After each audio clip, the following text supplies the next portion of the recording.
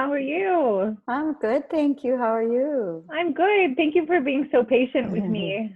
My pleasure. Your backdrop is so beautiful. Thank you. It's Isis. I see that. Yeah. Yeah, I could tell by the wings and her arms. Yeah. I like to alternate between this one and there's a Buddha one that I have. But they're Mm, just images that I got offline and use as virtual backgrounds. It's really sweet, easy.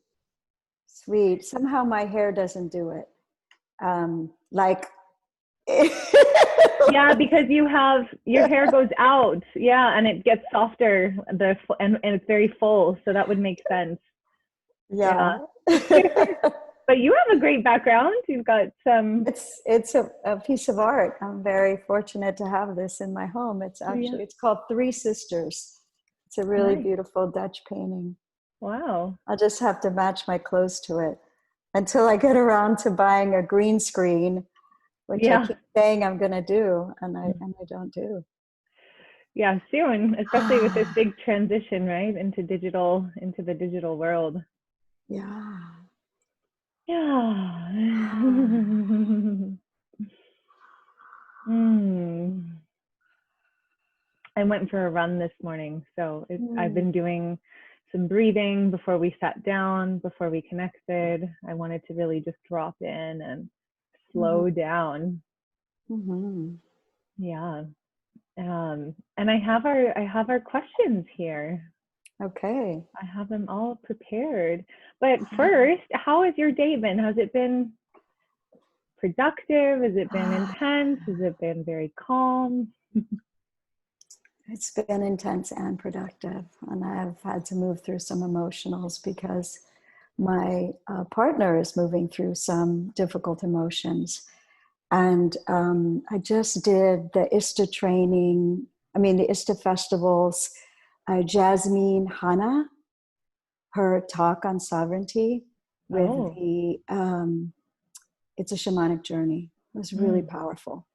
And in between that, being very productive as well. So it's in this moment, I have to be really mindful of moving my emotions.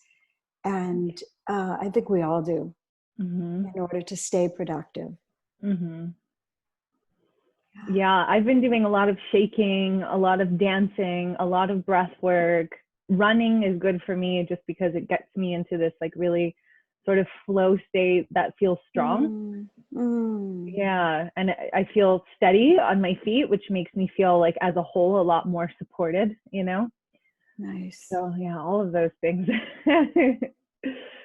But I had a look at your website also, and you do some really amazing, amazing work Mm, that I bet is like extra valuable to people, especially right now. People are probably seeking things like maybe EMDR because they're spending so much time alone and they're facing a lot of things, or you know, trying to find some sort of meaning in their lives.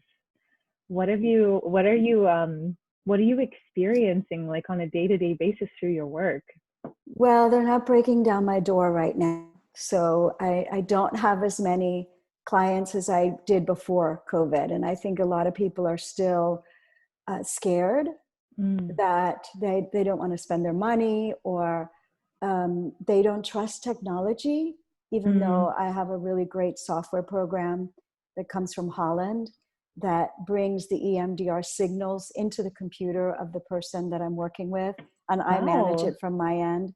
Yeah, so I've had some really dramatic results, but I'm not seeing as many clients as I would like and as I know need me. Yeah. People deny things that they need, right? Um, it's so interesting. I've even found myself doing it at times, and I'm like, why am I doing this? I know that if I invest in this, I open up blocks, and those blocks allow me to manifest more abundance in my life.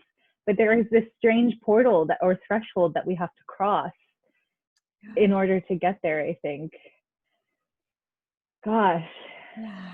And Yeah. it's happening. I had my first live client yesterday. Since about a week in, I stopped seeing clients live. And it was beautiful to have a live person in my office, Mm. and be able to work on a deeper energetic level, because Mhm.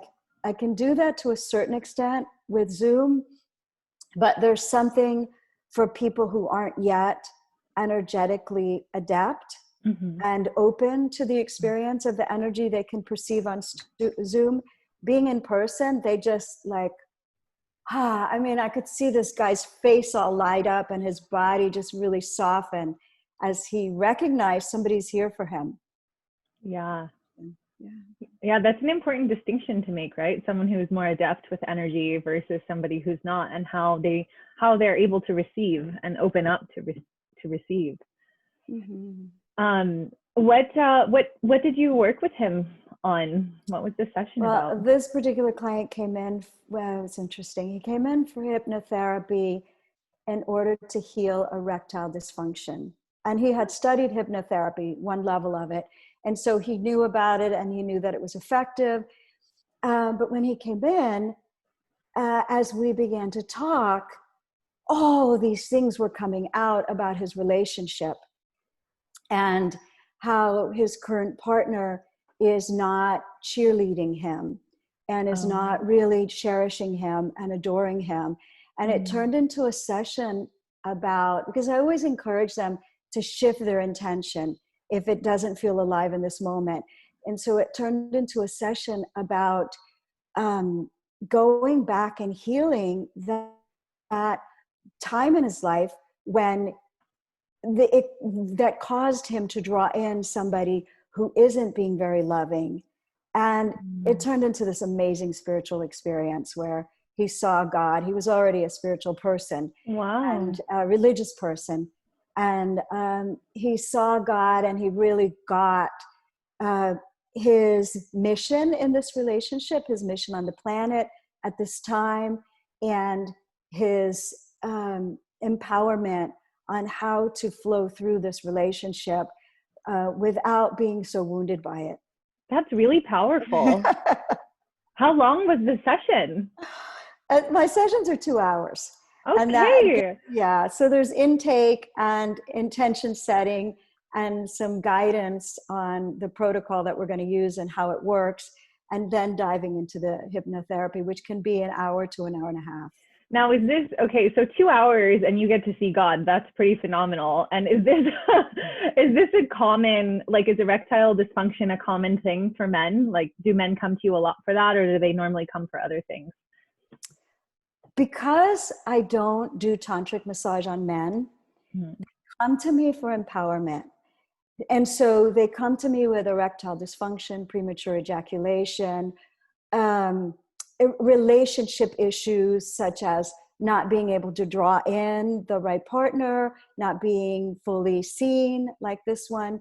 And they also come to me because they're spiritual people and they want to bring that spirituality into their sexuality, or they're addicted to porn and they are realizing that it's not the highest way to be moving about in the world for their own empowerment. And so it's men who want some healing, some training, coaching, empowerment. Awesome. And why, like, you see couples too, right? You see couples on a regular basis. What is it, like, what's a consistent pattern or a regular thing that brings couples in? Yeah, so I see couples in 3 general categories that come to me. So on the one end, there's the couple that met recently and they're in the honeymoon phase and they realize that this is their soulmate or could be their soulmate. And so they're wanting to bring their sexuality to the highest level possible, as well as their relating, their day-to-day communication and ability to have empathy and compassion, all of that to meet their current level so that they don't mess this one up. And then the other extreme are the couples who one or the other has already decided that they want to split up, and the other partner is finding me online and asking their partner, will you please come and see her with me? And so they're coming in with one of them 1 foot out the door, sitting on opposite ends of my couch. And by the end of the session, they're all cuddly and lovey and they're passionate. Oh, Now that's a 3-hour plus session. So Okay. for couples, I invite them, whether they're coming from a distance, because many couples do, or they're more local, to choose between a 3-hour and a 7-hour session, or even a weekend if they're traveling. And then the midpoint of couples, and of course there's everything in between because it's all grays, is the couple that are getting along well, and they either have discovered that they're starting to meet that point that couples often meet at 7 years, but often even before that, where there are glitches in the relationship, there are glitches in the communication, or they're getting triggered a lot. And this is the place where they would have run. And so can I support them with staying and relating and healing? Because people are becoming aware that they can't just ditch this one and run and find a new one without the same experiences and the same drawbacks coming back in to be healed. And or they are couples who are doing pretty well in the relationship, and their sexuality is dwindling, and they love each other, but they want to have, they haven't had sex in 6 months. They want to revive it. Yeah. And then everything in between, as I said, so many different reasons. Wow. And what are some of the, like, what are the top 3 methods you use with couples to kind of like bring that intimacy between them again, to like cultivate that intimacy? I start with love and connection. And so depending on where the couple is, if they're at a place where the love has dwindled and they're sitting on opposite sides of the couch, and they've even perhaps got their arms folded and talking back when the other one is trying to speak, or whether it's mediocre, I'm going to bring them to love. And so I'm going to invite them into a process where they get to speak what they love about each other, what they value and what they appreciate about each other, which for many couples can really drop them into their heart. From there, I can go into forgiveness processes. So teaching them the Ho'oponopono, forgiveness prayer, and inviting them to offer their partner an apology for everything they've ever done to hurt them. And this is where, if I've gotten the love first and they've really cracked their hearts open, this step can support the walls just tumbling down. Wow. Yeah. I feel that. Yeah. Yeah. And then there, now we can start moving into Tantra. So teaching them how to connect energetically between their hearts, how to send their heart energy between them, so it becomes a palpable energetic experience. And even people who have never felt energy before will say, wow, I can really feel this. Wow. It's very exciting. And then from there, how to touch and how to find out what their partner really wants from their presence and their touch, and the types of contact, skin to skin, that feels really good. Because for some people, they haven't had enough gentleness. And for some people, they're really craving a little more in their touch. And so playing with the different types of touch and finding out what really turns you on. And then many, many other different tantric practices. My work is generally very experiential. And so I speak just enough to get them to grasp it, and then I give them an experience of it. So they go home having really felt that something has shifted, something that has changed, and they have really concrete tools that they can use again in their tool bag at home. So belly to belly breathing through their chakras, bringing microcosmic orbit through their chakras so that they send heart energy and sexual energy between each other. And then, you know, more advanced, of course, teaching them how to choose any chakra and connect to that chakra between themselves and the partner, or how to really open up to perceiving what's possible in a whole body orgasm. Wow. Amazing. How to pleasure Amazing. each other. Yeah, pleasuring each other. That's what everyone really wants to get down to, right? No, Uh, I'm joking. I just feel like that's what most people think Tantra is about. I mean, to an extent, yes, it's about experiencing pleasure, but we can only do that through spiritual alignment, right? yes. What are the And most mm-hmm. sorry. No, go ahead. that It's okay. that brings me to the misperceptions that people I have was going to about ask you. Yeah, I was going to ask you because that's such a huge thing with Tantra. People are always asking about the taboos and they always have these strange, well, what is it and what is it not?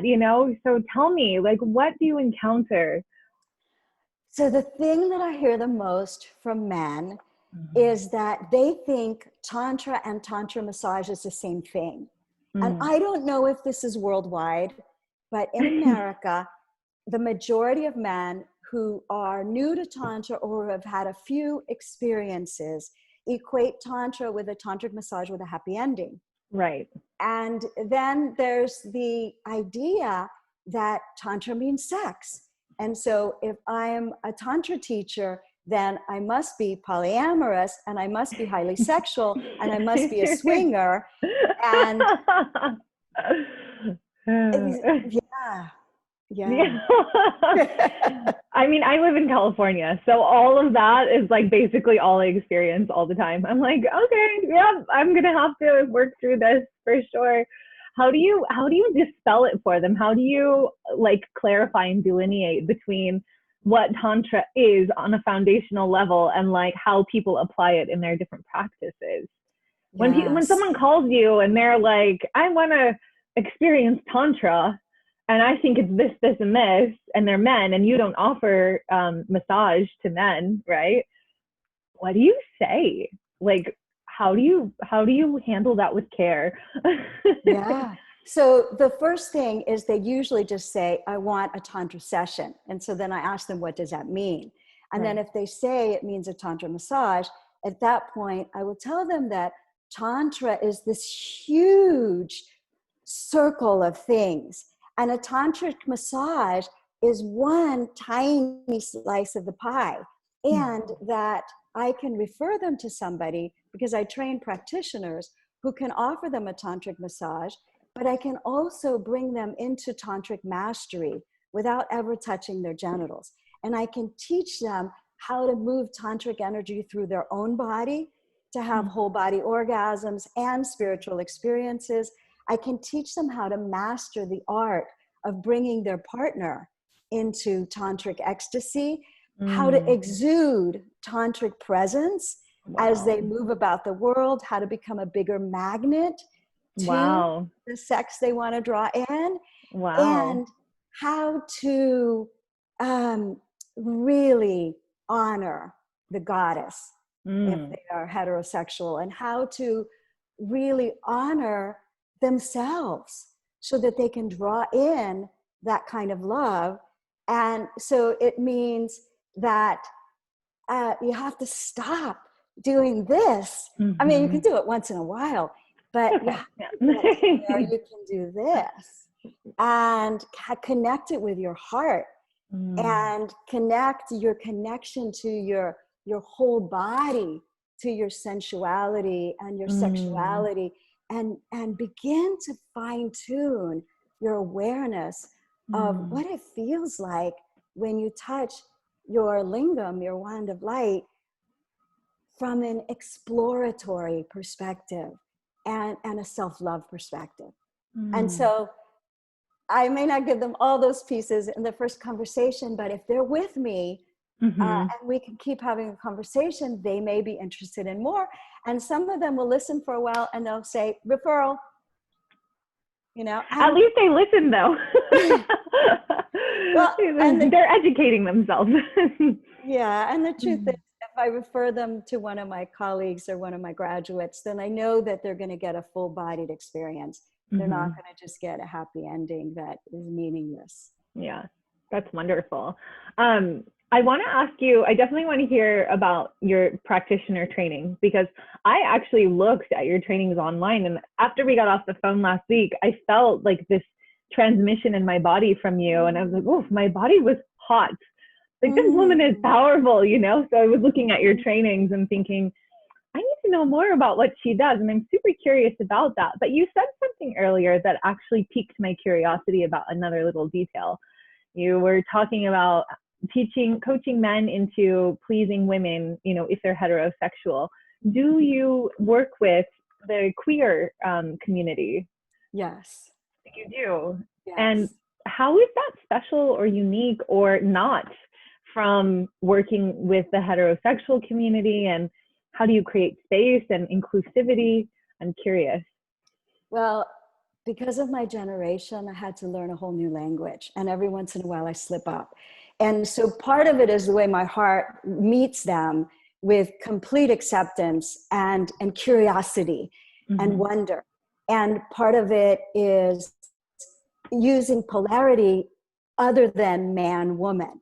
You know, if I were to say something about the man and the woman, and I have two men in my class or in my presence or two women, there's a part of them that makes them feel like I don't really get them, or I'm just part of the rest of the world that says that Tantra has to be man, woman. And so beyond learning the terminology and really meeting them, there's this understanding that sexuality is sexuality. And whether it's two women together or more sums or two men together, you are still connecting the heart, genitals to genitals, spirit to spirit.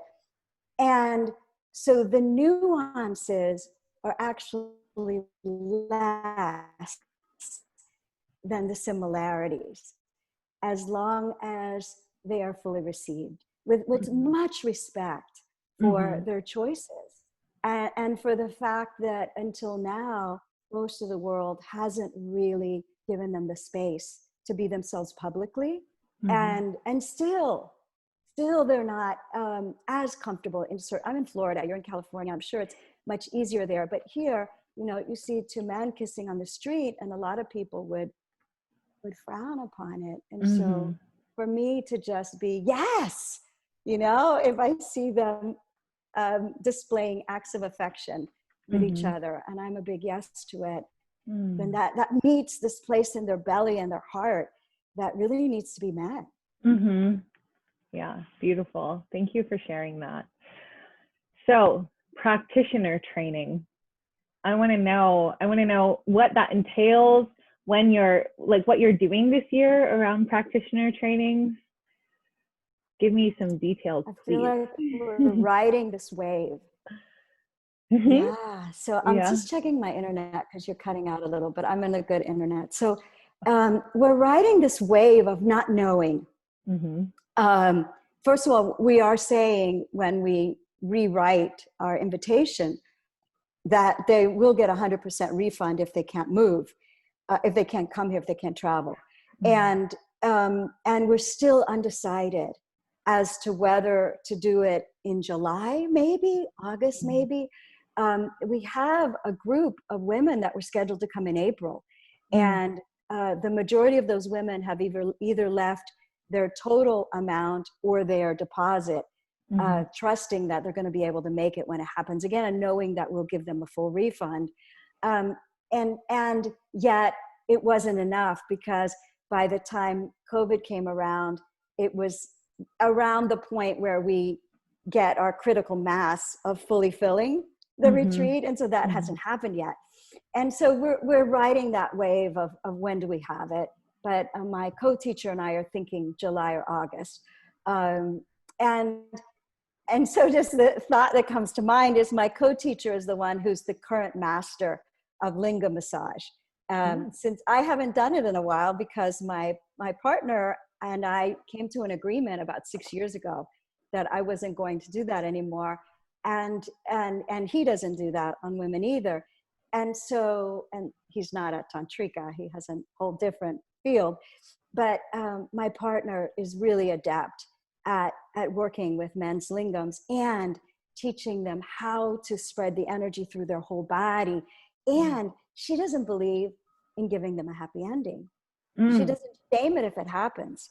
But she's a rarity in America in that in her, and she has studied in Europe under several different teachers, and in her belief that the most important thing that a man can learn is that he can have a blissful spiritual experience and perhaps a whole body orgasm, but perhaps it's so spread through his whole body that it doesn't even feel like a climactic whole body orgasm without ejaculation, but feels like she's taking them into this zone of high level bliss where they can plateau and stay there, and they lose their drive to even need to have an ejaculation. So it's very exciting to work with her. Her name is Maria Fazingo. Wow. And she travels throughout Europe in the summer and works here in Florida during the winter. And so I got lost on that tangent. And does she teach that in the program? Yeah. Okay. Cool. That's one of her pieces. We co-create this program, and that's one of the pieces that she holds fully that I don't hold at all anymore. Now, the parts that I do hold are, how do we work with men in a shamanic soul retrieval, which is something that I've created that is a piece taken out of hypnotherapy, but that I can teach it in one day and have people practice it. Whereas hypnotherapy is maybe a minimum of a week to get one level and a minimum of 5 weeks to get to the level that I trained. But in one day, I can teach women how to take people through an experience, through their body, through their emotions, into a healing from something in the past that is preventing their fullness, their full embodiment, their full pleasure, their full comfort or peace or ease in this moment. And so I do that with men. And so all of the other pieces that I do with men, the training on Taoist Tantra techniques, those are pieces that I still offer. And so I bring them into the training. You also teach Yoni Massage, right? Yeah. Yeah. What does a Yoni Massage entail? So in order to answer that, we have to look at what is a woman comprised of? Is a woman a yoni? Or is the yoni one part of this multifaceted, multi-layered being that she is? And so in order to give what I believe to be a truly empowering yoni massage, I want to meet her at her heart.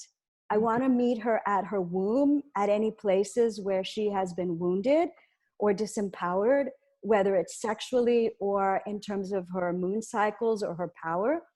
I want to meet her in this place where she understands that I am her doula or her midwife, birthing her goddess initiation, as opposed to somebody who's going to come on to her and give her this sexy energy and have her partake with me. I'm the priestess that holds the space of, I see all of you, and all of you is welcomed here. And you can scream, you can cry, you can rage, you can say F you to me. If you start to have these feelings coming out from somebody that has perpetrated you in the past. If I start to bring up your mother wound, or just because my fingers are inside you, I start bringing up any wounds from any partners in the past, male or female. And so it's a healing. It's a releasing of anything that doesn't serve them, a releasing of the armor in and around the yoni, but also in the whole being, in acceptance of who they are, exactly where they are, and a true love and awakening of their heart capacity, the connection to spirit, and their pleasure. Wow. And so, yes, the goal is never orgasm, just like in Tantra, the goal is not orgasm, and yet an orgasm is welcomed and it's celebrated.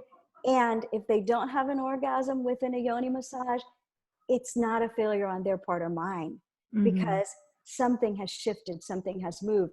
And they may begin to have orgasms. If they were anorgasmic, they may begin to have orgasms the very next time they self-pleasure or are with a partner. It's funny that you asked, is a woman a yoni? Because I think last night before I went to bed, I was in this deep meditative space, and I was like, am I just a walking yoni? Am I just this big, portal of creation? this human portal of creation. Maybe I was channeling something from our conversation. I do that sometimes. Like I'll receive messages overnight or in advance of something that I'm about to step into. So could have been that. But you just said that and made me think, oh my gosh, I have that last night. I like thought of that, you know. I want to drop into that anyway, Ashley, because in a way you are, in the sense that your yoni is the portal to your power and your magic and your ability to birth into the world. And so if a woman has been disempowered or has no pleasure or not enough pleasure or just one type of orgasm or whatever her current status of disempowerment is, and she begins to move about the world like she is a walking yoni, and she stops wearing underwear and she starts sitting on the earth and bleeding on the earth and peeing on the earth and opening up her yoni to pleasure, it may seem like her life is wrapped around the awakening of her yoni. And when it awakens, then this is fully powerful. Now the rest can just sort of rise on top of that foundation. Wow. Yeah, that's definitely something to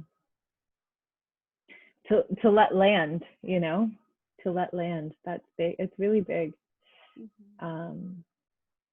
So those, I mean, obviously the shifting and the release of the yoni massage sort of lends its own unique results based on a person-to-person basis, probably, right? Yeah. What they're letting go of. And I do tend to, sorry? No, go for it. You tend to what? I do tend to draw women who are anorgasmic, meaning they've never had orgasms. And I like to call it pre-orgasmic because I don't believe that any woman is ever permanently anorgasmic. And I draw in women who have vaginismus or pain in the vulva or pain inside. And I draw women that have limited orgasmic capacity or orgasmic ability. I also draw women who are yogis and spiritual adepts and wanting to expand their sexuality. So I do have both of those, but many of the women who come to me and they seek me rather than other women who do this work because of my expertise at healing trauma. So I do get women who have been repeatedly sexually abused, physically abused, emotionally abused, objectified, because those are the women who in general have the least capacity to feel until they heal that. Yeah, because they begin to dissociate from their body, right? They begin to rely on things outside of the physical body. What Well said. Yeah, thanks. Well, I mean, I've experienced some of my own.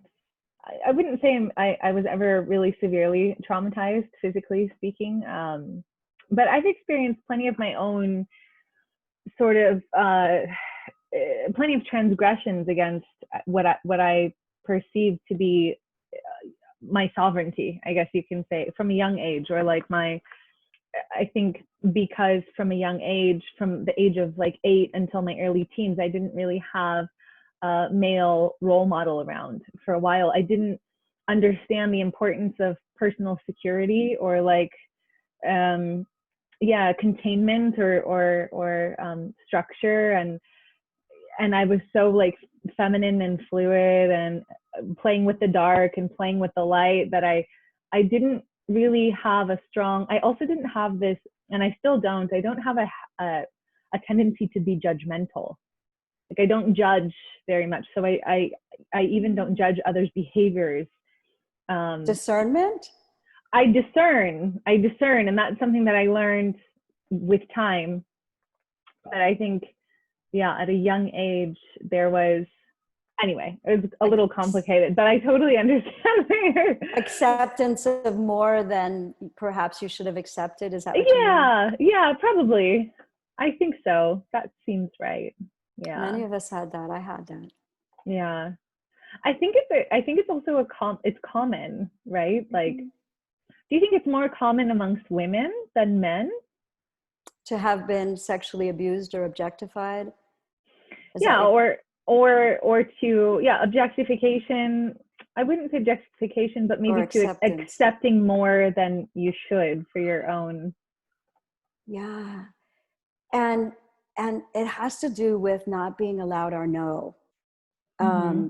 uh, Little boys are, in general, in our society, and things are shifting, but little boys generally have been allowed to express, Mm-hmm. anger, or express rage, or say no. And little girls were supposed to be very sweet and always Mm-hmm. say yes. And even with my own daughter growing up, she's 17 now, and she had a very strong no, Mm-hmm. and I allowed it because I wasn't allowed my no. And Mm-hmm. I said, you know what? She is never going to be sexually abused like I was. She's Mm-hmm. never going to allow any man, because he's family, to do things to her that are not acceptable, Mm-hmm. because she's got this really strong no. Mm-hmm. And I remember dating a couple of different men after I was divorced that said, you've got to tame that. She's got way too strong of a no.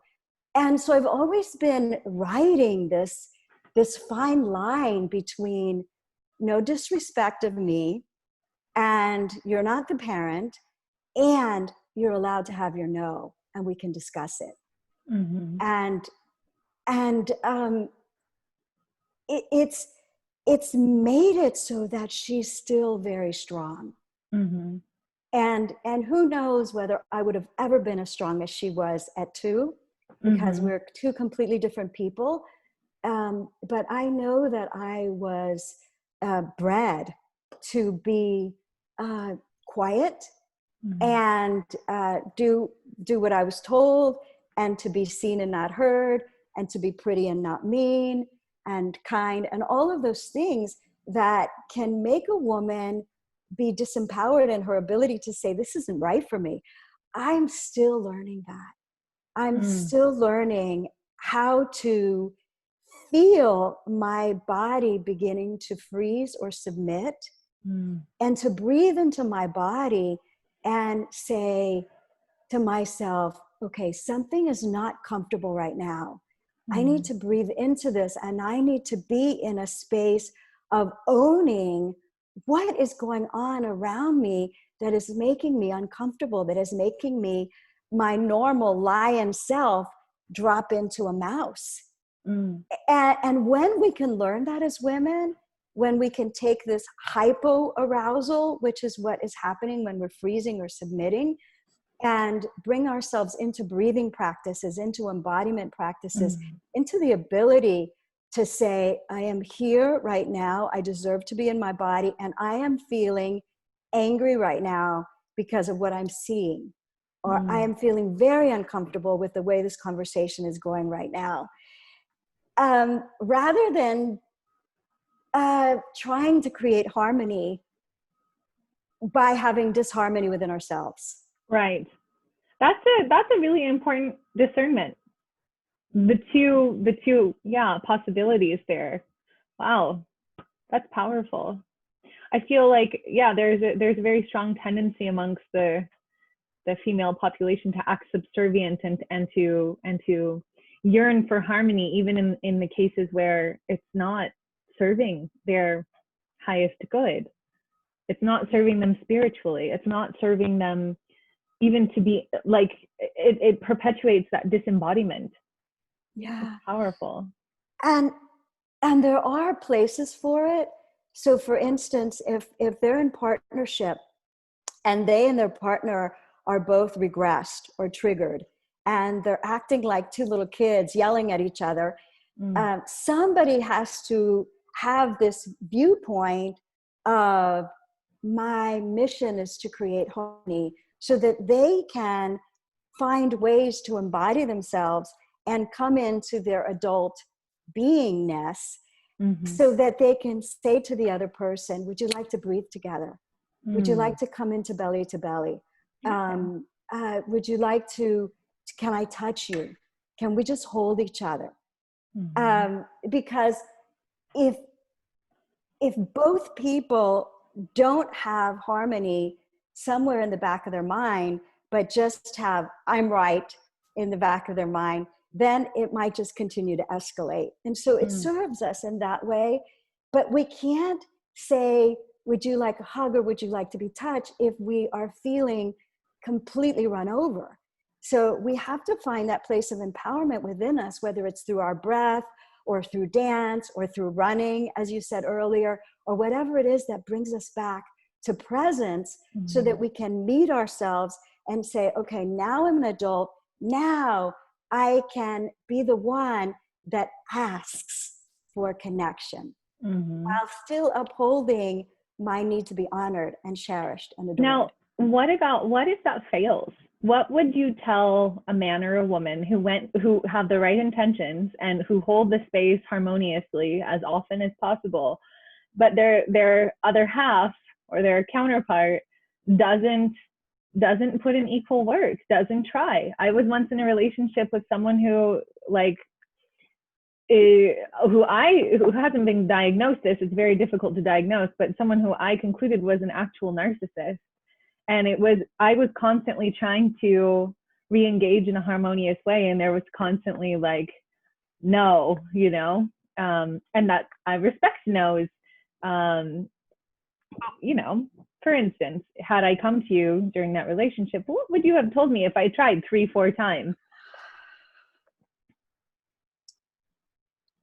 So I have to sit with that, because this is a really complex question. And I was married to a narcissist. Okay. And I eventually divorced him, and I'm an empath, and I see you are as well. And so there is that classic relationship. And so the first thing is that if the person is truly a narcissist, they may never be able to have the ability to see another point of view, because they are literally unable to see beyond their own perspective. Their tunnel vision is permanent.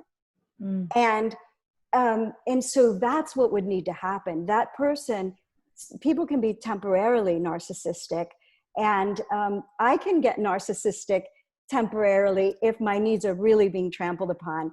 And so if a person is able to hear your perspective and to mirror back to you what they heard, and actually have their brain spinning on, this person has a completely different perspective than mine, and it's valid, and I can hear it, and I can allow it, and I can co-create with it. If they can get there, then there can be movement. But the person who remains in that perspective of, I'm the only one who's right and your perspective is always wrong, no, there's no way. The highest level relationship coach can't get them to budge unless they can get them to see or feel the other person's perspective, and to be open to, this can be a co-creation. It's almost as if we talk about like chakras and yoga and tantra, it's almost as if there's a block somewhere. Like there's a block from source's ability to come through to that person. Yeah, and if the narcissist that I know the most, so I'm going to speak from the perspective of what I saw of him. There was a definite blockage there, but he also was holding on so strongly with will. It was like he was trying so hard to attach to the earth, because he had his own psychic and spiritual misgivings or misconnections that didn't allow life to fully flow through him. And so he was this sort of like mass of my way or the highway. So he was over-empowering, or attempting to over-empower his solar plexus chakra, when in fact the solar plexus chakra was blocked. He was attempting to over-connect to the planet, when in fact There was no real connection, because our connection to the planet comes from a feminine or receptive perspective. Mm-hmm. And so if we can't relax into receiving the mother into our legs, our feet, and into our anus, we are not connected, no matter how hard we try, no matter how much weight we gain to be heavy, to move our muscle around. So there are all these different blockages that might be going on, including certainly third eye. I mean, I believe that third eye is probably one of the biggest blockages that a narcissist might have. Heart blockage, huge, because they can't have empathy, they can't have compassion, and they certainly aren't able to see higher wisdom. So I think they're generally blocked in most chakras, but I would imagine that they have differences. Did what I say connect with your experience of this narcissist? Yeah, absolutely. What came to me intuitively was fear, that narcissists maintain their narcissism from a place of fear. They subscribe to fear. That's when you were talking, I was like, oh yeah, I just see fear wrapped around him, you know, from in the past. And so that's first chakra. Yeah. But the funny thing is that people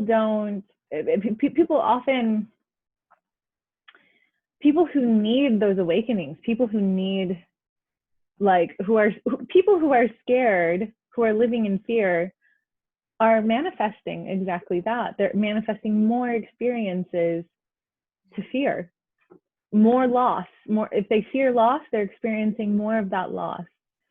And it's fascinating to me that people don't catch on to that, or they think it's too woo-woo or whatever, because I see it on a consistent basis, you know. It's sometimes even people who are on a spiritual path and are reaching for higher understandings of how our thoughts create our reality still can think that they are an exception if things keep going wrong. As if it's never going to work for them. Yeah. Yeah. And then, of course, another failure is an indication to them that they're just a failure.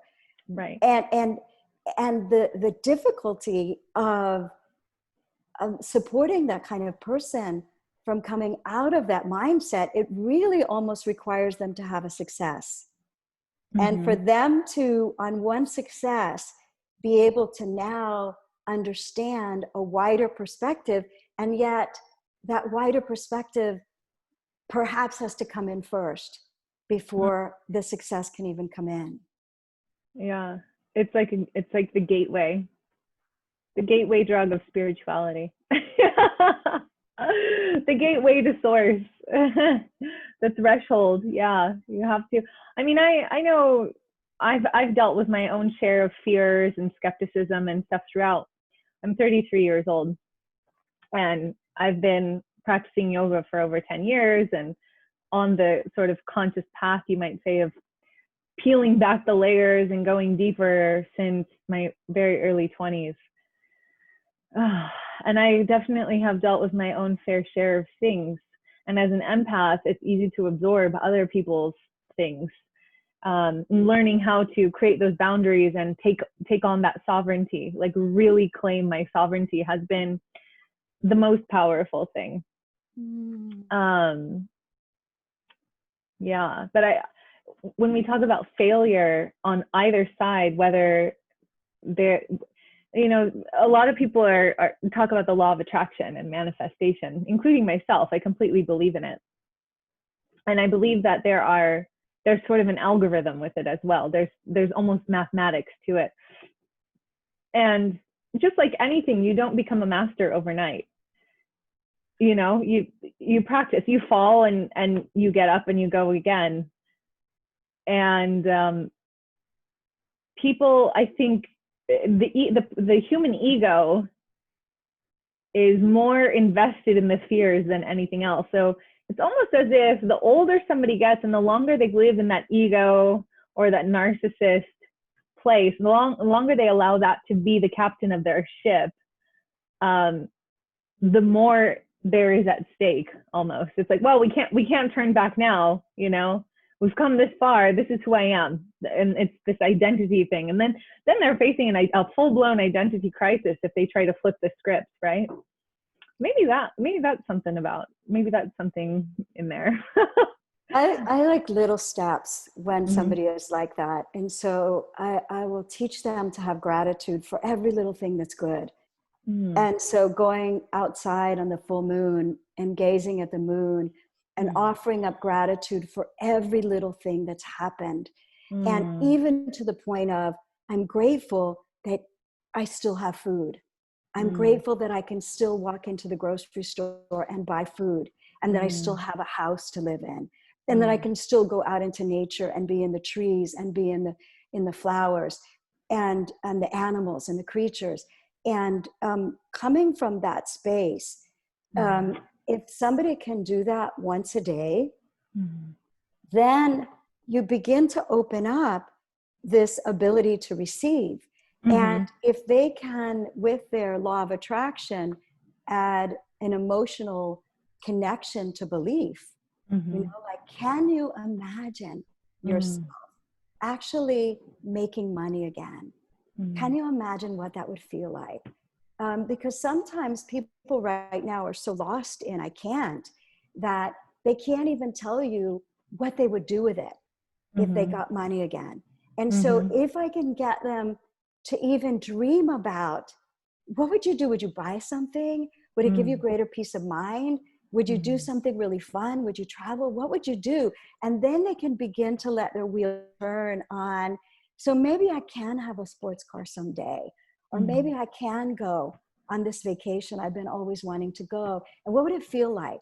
Can you put yourself behind the wheel of that sports car and have yourself feel what it's going to feel like as you're driving around in it? And maybe even imagine that you're going really fast and there are no police anywhere or no cameras, and that you can just really tool along the highway. What would that feel like? And just to get them to step out of fear and into this dreamy sort of law of attraction where the body and the emotions are involved, then they can begin to take little steps. And I've seen this work, and I've also seen it where people just have to keep coming back to it and have to keep coming back to it. And where the gratitude, it becomes so small. I'm grateful that I only lost this much and not that much. You know? A friend of mine was texting me the other day, and he was like, man, he invested in the stock market, and he's like, I lost $18,000 today because I fell asleep. And I was like, that sounds terrible. And then he was like, by the end of the day, he was like, well, okay, I didn't make 18,000, but I made 6,000. I'm still not happy about it. I was like, you can send that to me and make at least one of us happy. Jeez, you know. Yeah. And what's showing up for me around that is that sometimes people are so invested in the amount of money that they have, that they think that without that 18,000, they're no longer a man. If it's a man, is it a man or a woman? Yeah, it's a man. It's more common with men. And so this having to separate their worth from the amount of money that they make today, and have them connect to their worth as a human being, and connect to their ability to feel the presence of God, Goddess in their life, and to know that there's so much else they do in the world. You know, how many people have they touched with their heart, with their laughter, with their, you know, whatever else they bring into the world, so that they can begin to separate from, I'm not a man if I don't make enough money. And this is so cultural. But I have had men tell me women wouldn't even talk to them before unless they told them their net worth and it was high enough for that woman. This is the thing, that women are actually like this very often. I know because I've met some of these women, and I talk to a lot of men, and you know, it's there are two sides, right? It's a two-way street. And the healing, also there's a lot of like competition in some cultures amongst women. And I realized, like, I recognize that it comes from a scarcity mentality. And, you know, I understand people want resources for various reasons. And yet it provokes me to ask why anyway. Like, why not recognize that we're all parts of the whole, and the more generous we are with each other, the more wealthy we are in general. And I think that's just a little too communist for most people, though, or socialist. I'm not sure which one it is. Yeah, and being close to retirement, because I'm 62 and I'm not going to retire until at least 72, and maybe even beyond that, because I still have so much juice inside of me and I'm still learning. And growing. You look young and radiant. You should definitely keep going. Like, you should be teaching how you can be 62 and be this great. Thank you. And it is partially speaking my truth, expressing my emotions, and having really high level whole body orgasms, whether I'm by myself or with my partner. But setting that aside, I am wanting to build up retirement, because my mother is 93 and I see what's happened to her. She didn't think about putting money aside for retirement. She's actually in a very good place where she is, in this apartment that requires very little rent. It's sort of a not assisted living, but independent living. She lucked out to get that. And I want to say that the grace of Goddess has really supported her. But when I am 93, because the men and my paternal side and my maternal side, the men and the women tend to live long lives. And so knowing that I'm so much healthier and I'm so much more living my truth in terms of what I eat, how I exercise, and my emotional well-being, I'll probably live even longer. I have to set aside money if I'm going to live in this culture. And so there is that, there is that, what happens in the stock market for me is important. And yet, can I trust? Can I trust that I'm always going to be taken care of? And that as long as I am continuing to be in my truth and walking my path connected to the divine for bringing my gifts into the world, that I'm always going to continue to be abundant, and that I will always find a way. And that's something that I have that many men in my circles don't have, without having to have that a certain amount. You've got to have more than $1 million by the time you're 60, or you're not going to have enough by the time you're 90. I'm nowhere near that. Yeah. It's fascinating. And it's interesting. I don't know. That was such a big conversation. We just covered so many things.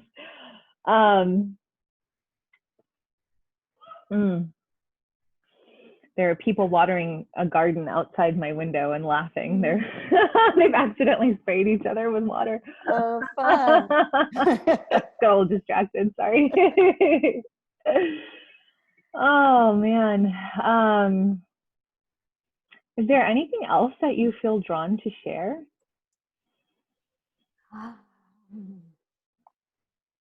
I'd like for people to know what I'm doing right now in terms of quarantine.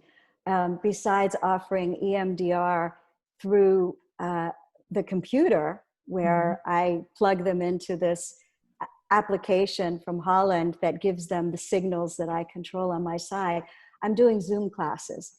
And so every other Friday, I have an online class, and I have somebody supporting me with breakout rooms, so that in addition to putting out some material and giving some experiences that we all participate in as a group, I'm also having people connect in breakout rooms to practice some of the experiences, to have authentic conversations, to feel met and seen, and to feel the energy that you can feel, almost as though you're in the same place when somebody else is equally open to meeting you as you are to meeting them.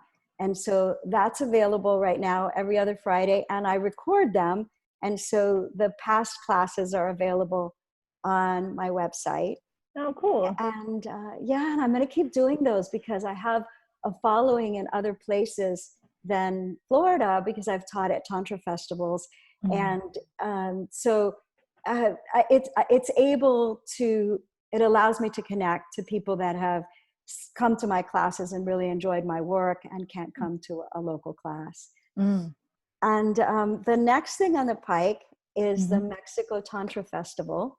Ooh. And, you know, it's the end of November and early December. And it was scheduled before COVID came along. Mm-hmm. And so these are the dates. And they will have a refund policy that's very lenient for COVID. Mm-hmm. And at the same time, those of us who are putting it on and those of us who are part of the teaching staff have a really strong awareness that it can be right before the December, January. If it does hit again in December and January, it's going to be perhaps the last chance for us to get together in this sort of beautiful co-creative shamanistic state, because it is a shamanic tantra. Where in Mexico is it going to be? Oh, do you know? It's one of those words that I can't pronounce. Oh, okay. I haven't dabbled in it that much to actually learn the pronunciation of the word. It's a long word with a T. This starts with a T. It's in a gorgeous venue. Is it like TZCHELOTYL, something like this? One of their indigenous words? Yes, yeah, I love that. Something like that. And for those people who are accustomed to going to Tantra festivals, it's more like the Ibiza Tantra Festival than any of the others, in the sense that it's in a hotel, you have indoor accommodations, and yet you're surrounded by nature and a swimming pool. Sounds very nice. Lots of trees. And so I would like to be there. That sounds amazing. Yeah, I hope you do come. I'll send you the link afterwards. Please. Yeah, please do. And I also want to say that I hold couples retreats, you know, for people who perhaps can't afford to come to me one-on-one. I do offer couples work by Zoom also, but I offer retreats that are 2-day retreats, non-residential for couples once a year, and 1-day retreats another time of year, where we dive into some of these things that I talked about, some of the love and forgiveness practices, communication, empathy, managing triggers, and the juicy tantric practices of bringing it to a higher level energetically and raising the passion and learning how Sounds amazing. Sorry, I interrupted you. Okay. I was like, learning how to bring each other into the highest level pleasure. Women learning about the male G-spot, and men learning about cervical orgasms and how to not make a woman squirt, because I don't like that terminology, but how to support her with all of the possibilities that will empower her to allow her juicy amrita to flow in her own timing and her own power. And so that's all part of it. Do you teach that online as well? I have a class right now that was recorded, that is called the Magical Mystical Yoni Tour, that is very, very potent in its material about anatomy and physiology and about the multi-layers of women. And it's for women to learn to love themselves better, as well as for their partners, male or female, to learn to love them better. I also have the Lascivious Lingam Tour that is available right now as a recording, that is all about pleasuring the man, and for men to learn how to love themselves and how to explore and honor themselves and move into the other senses beyond the visual, and move into subtleties and slowness of presence that at first can be just as challenging as Shavasana is for a person who's just starting yoga, and the yoga practice ends and their whole body is dying to get up and jump out the door instead of lie still. It can be the same for men, to really drop into this space of how much presence can I have with my lingam. And that's what I teach. And when they master it, it has powerful ramifications in every aspect of their life, including their connection sexually with another person. And so you're teaching these things right now? Yeah, those two I already taught, and they're available on my website as recordings. Each class is different. The last week I taught sex magic, which was probably my most experiential class so far. And I took people through their chakras and how to release what was holding them back in each chakra with powerful breath and sound and movement and the energy and the element and the vibration of that chakra and moving them upwards through their body. And most people weren't even self-pleasuring, some were, but it was this profound experience of feeling everyone's energy as a collective rising upward and having this culmination in this bliss state and this expansion of consciousness by moving the energy up through the body. So I'm still brewing what I'm going to do next time. Yeah. But these are the places that really give me juice, is asking spirit what wants to be birthed next, and then creating something new out of it. I love it. Thank you so much for sharing everything. Yeah. And one more piece, goddess retreats. And so we had one scheduled for May 29th, which is right around the corner. But again, the beginning of people registering for it happened during COVID. And so we don't know when that's going to be, but it's a 3-day or 2.5, almost 2 3/4 day goddess retreat in a house where we do all kinds of goddess empowerment and sisterhood healing and releasing shame and releasing non-pleasure and awakening into complete permission to heal each other, woman to woman, goddess to goddess. And so Yoni Massage is included, and the women do it on each other. And they learn to do it and really hold that space of healer for their sisters, even if they're the first time doing it. That's very intimate. That's a very, it's very in-depth, like learning how to hold that sister healing space in a 3-day retreat with women that you just met. It's really and diving in, though. I bet it does. I bet it does. Yeah. We dive in deeply, and we also hold a very sacred container, very safe, and everything is optional. And so it can be an energetic Yoni massage if a woman isn't quite ready for that. And so we do support the highest level of what wants to arise within each woman by holding that safety. Can you explain what the difference is between an energetic Yoni massage and a physical Yoni massage? So I can do one right here. So pretend this is my clitoris and this is my vulva. So these are my outer lips and perhaps my inner lips. And so imagine that I could put my hand here and send energy to the yoni and have an intention to heal, to support this yoni and releasing anything that no longer serves it and support it in awakening. And so I might be drawn to creating circles to support an awakening of energy, or even to gently vibrate the air in front of it, or to send my own energy from my heart to have this yoni feel safe, or my own energy from my yoni to support this sister in feeling what it feels like to have almost like I could plug a power cord from me to her that would enable her to feel what it feels like to be in my body.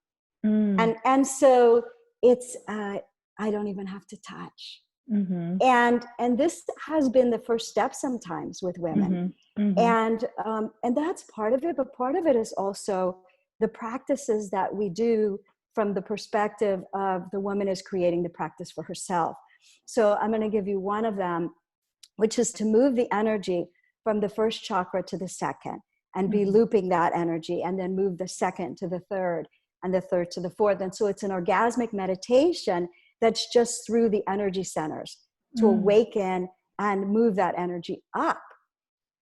And an emotional release process where there are pillows, and you've probably seen this, it comes from Osho's bioenergetic work, release what's in the yoni. And so here the woman is doing her own releasing, and she's doing her own breathing in the breath and moving the energy through her whole body. So by the time we get to the yoni massage, the woman has already touched her body. She's already moved her emotions, moved her energy, and she's ready for that. But still, I have done this, and we've had women do it in the class, and had the woman come into a really high level of empowerment and release.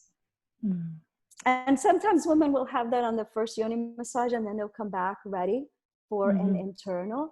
And one of the things that is important for us to understand is that some women have been so wounded, even medically. I had a client who was cut open 3 times because she was born with her labia fused together. And all 3 times it was without medication and without no anesthesia. And her mother on one side of the room, kind of like crying but not reaching out to her, trusting the doctor, and the doctor thinking that he knows what he's doing, and she's so young she can't feel. And the 3rd time, I think she was over a year old still, somehow his brain couldn't connect to her crying. I mean, how possibly disconnected from your heart do you have to be able to cut somebody without anesthesia? But of course, this happens all the time with baby boys, constantly all in the our time. culture. Yeah. So and anyway, you have female genital mutilation. So you have the complete opposite, where they're born perfectly healthy baby girls and they get stitched up because they're not supposed to feel, women like that need some very tender care. And if they've been sexually abused, they might still require several sessions before they can actually allow me to touch the outside. Yoni, let alone put a finger inside. That makes sense. So, well, my dear. And I want to pause for a moment. It seems like you're about to close, but I just want to pause for a moment and have both of us that are really feeling this just hold space and send love to all the women of the world who have ever been mutilated in any way, or had their tender yonis been hurt in any way. And sending our love and wrapping it around them, supporting their healing and their wholeness, and their ability to come forth to get the healing that they need, and to find someone they can trust to do that for them.